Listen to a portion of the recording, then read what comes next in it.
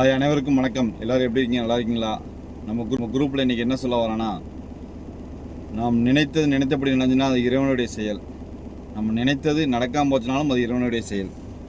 நாம் நினைக்காது நடந்தாலும் அது இறைவனுடைய செயல். எல்லாமே இறைவனுடைய செயல் தான்.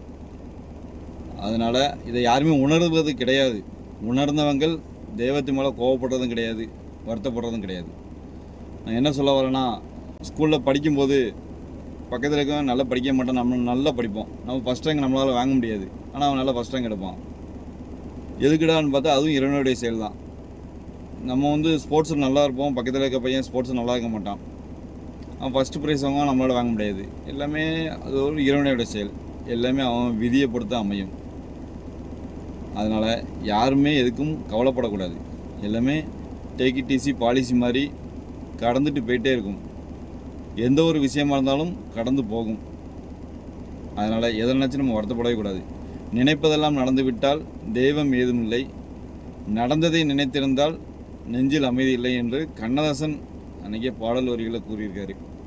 அதனால் எல்லோரும் நல்லா சந்தோஷமாக இருக்கணும், ஹாப்பியாக இருக்கணும், அமைதியாக இருக்கணும். அன்பு காட்டவங்ககிட்ட அன்பு காமிக்கணும். எப்போதுமே இறக்க குணம் இருக்கணும். எல்லாத்துக்கிட்டையும் இறக்க குணம் இருக்கக்கூடாது, எல்லாத்துக்கிட்டையும் அன்பு இருக்கக்கூடாது. அன்பு இருக்கவங்ககிட்ட அன்பு இருக்கணும்.